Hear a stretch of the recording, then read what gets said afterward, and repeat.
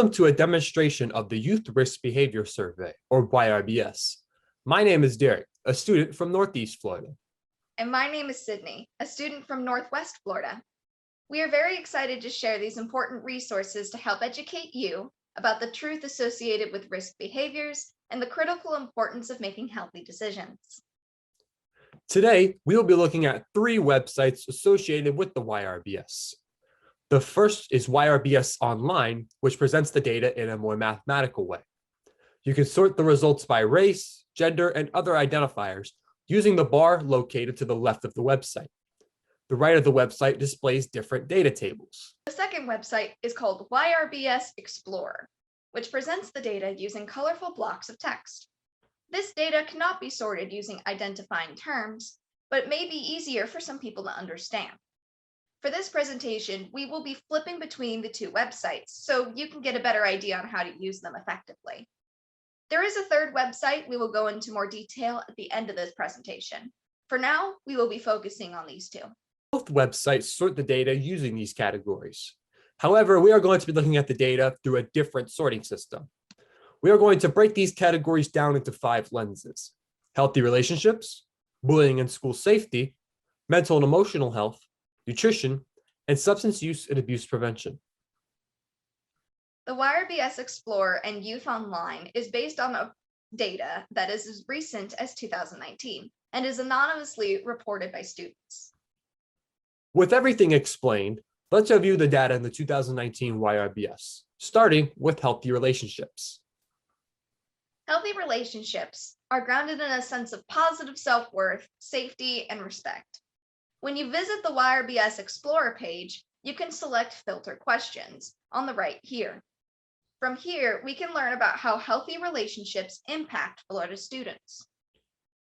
Let's look at the question, did not use any method to prevent pregnancy during last sexual intercourse.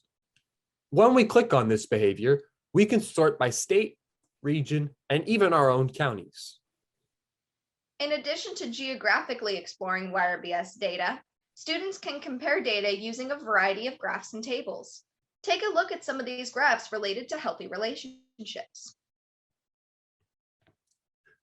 The topic of bullying and school safety has even more data to investigate.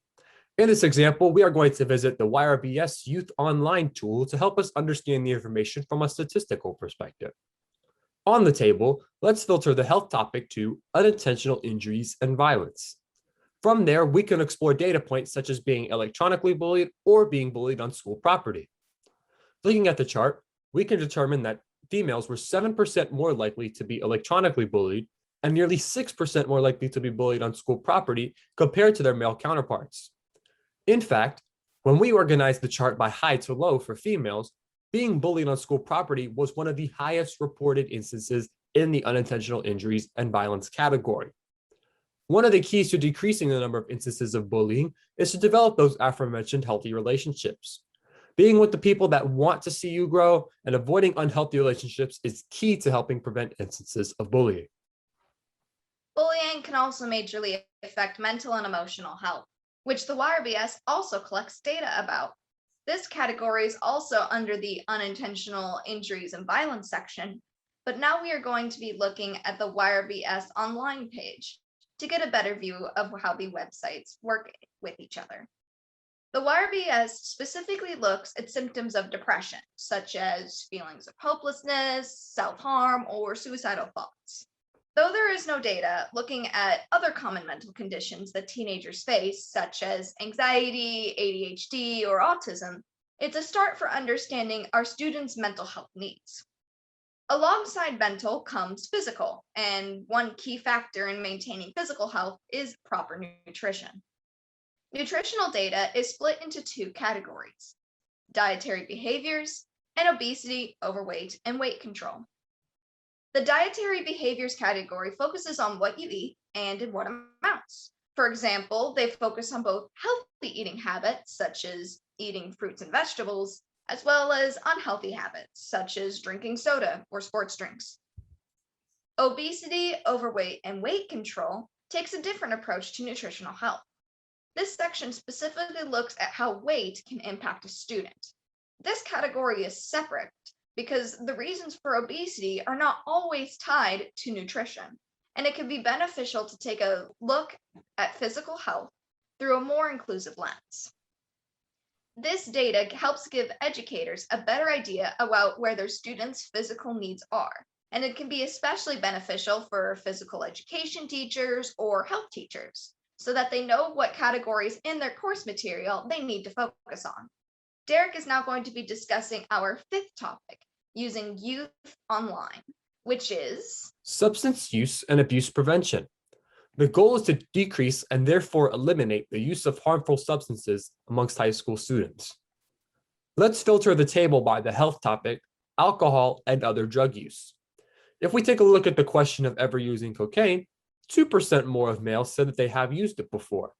In contrast, 5% more females said that they were currently drinking alcohol. By breaking this down between genders, we can see which substances are used more by specific demographics and potentially determine in the future who may be most susceptible to being pressured by themselves or others into taking these particular substances. Now that we've covered our 5 categories, there's one more website that may be a good resource for you to use. It is a storyboard to help visualize the data, which you can access using the link on the screen. This storyboard shows infographics about some of the data that the YRBS has collected and how it compares on a 10-year trend. At the top of the website, there's a header with 4 links. These are the 4 categories that the storyboard uses to break up their data. From here, you can either click the links to go to specific sections of the website, or you can scroll down through the website. It starts with a reader's guide, explaining what the YRBS is and in detail, as well as how to understand the terms used throughout the survey. Below that section are what the top links connect to. Each section has a header with some bubbles highlighting some of the more important statistics. Below the header is a table showing the 2019 data and how it compares to 2009's data. This can give educators an idea about whether certain risk behaviors are happening more or less frequently. Here, you can see that the number of fights have decreased, but the number of people reporting bullying has increased. And that is how to read and understand the YRBS. Don't forget that if you ever have questions or need someone to lean on, you can always talk to a trusted individual. It's okay to reach out and seek support because together we can overcome any struggles we face. Thank you for watching this video on the YRBS Explorer and Youth Online tools.